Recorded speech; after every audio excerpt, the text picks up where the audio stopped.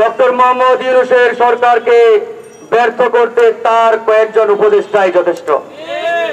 এরা উপদেষ্টা নয়, এরা প্রেসক্রাইব আওয়ামী রয়ের এজেন্ট।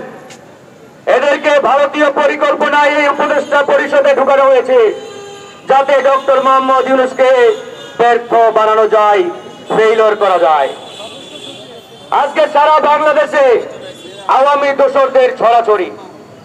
আজকে যদি আপনাদের প্রশ্ন করি, ভাই চোখ বন্ধ করে আপনার ওয়ার্ড, আপনার ইউনিয়ন কিংবা আপনার উপজেলার দিকে তাকান। আপনার ইউনিয়নে যে সকল আওয়ামী সন্ত্রাসী বিগত 2 মাস আগেও গর্তে লুকিয়েছিল, তারা আজকে বহাল তবিয়তে প্রকাশ্যে এলাকায় ঘুরে বেড়াচ্ছে এবং জনগণকে হুমকি দিচ্ছে। এই যে তারা জনগণকে হুমকি দেওয়ার সাহস, হিম্মত পাচ্ছে, এই সাহস এবং হিম্মত পাওয়ার পিছনে এই সরকারই দায়ী। কারণ এই সরকার উদার, অনেক দরদি, আর এতটাই দরদ আওয়ামী লীগের প্রতি তাদের এতটাই মায়া, এতটাই প্রেম, আওয়ামী লীগের গুন্ডাদের, সন্ত্রাসীদের গ্রেফতার করতে তাদের কষ্ট লাগে, মায়া লাগে, দুঃখ লাগে।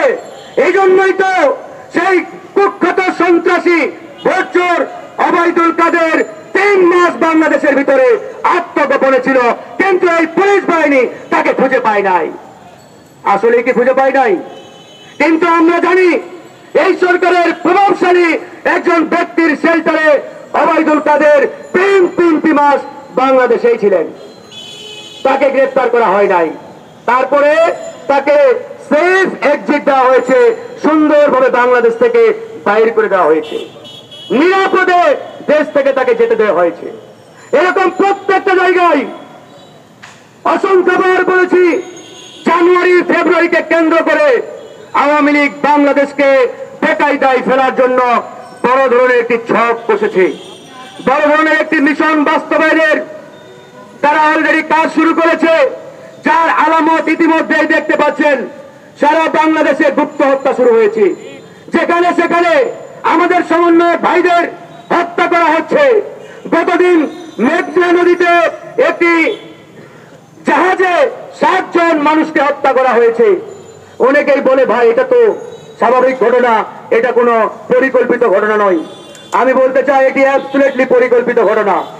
এটা যদি জলদস্যুদের আক্রমণ হয়ে থাকে কিংবা সেই ডাকাতের আক্রমণ হয়ে থাকে, তাহলে তারা সেই জাহাজ লুটপাট করার কথা, কিন্তু সেই জাহাজের একটা কানাকড়ি পর্যন্ত নড়চড় হয় নাই, শুধুমাত্র 7 জনকে কুপিয়ে হত্যা করে ফেলে দেওয়া হয়েছে। ঘটনাটি স্বাভাবিক মনে হয় আপনাদের কাছে? কোনোভাবেই স্বাভাবিক ঘটনা নয়। সারা বাংলাদেশকে তারা একটা মেসেজ দিতে চাই, একটা বার্তা দিতে চাই, আমরা আছি, আমরা জেগে আছি, আমরা এই বাংলাদেশকে ধ্বংস করার জন্য এখনো জেগে আছি। এটাই আওয়ামী লীগ অলরেডি শুরু করেছে। আর এই উপদেষ্টারা, এই ব্যাককলের দল, এরা বলতে চাই আমরা আগে সংস্কার নিয়ে ব্যস্ত, দেশ জাহান্নামে যাক, দেশ গোল্লায় যাক।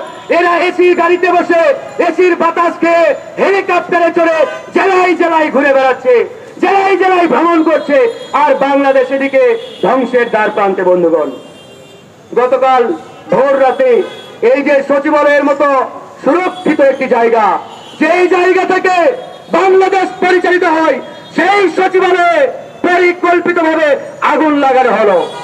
এই আগুনের উদ্দেশ্য একটাই, আওয়ামী দোসরদের বিচার যাতে না হয়, তাদের গুম খুন অপরাধের নথিগুলো যাতে এই দেশের মানুষ জানতে না পারে, তার জন্য তারা সব পুড়িয়ে ছাড়খাড় করে দিয়েছে।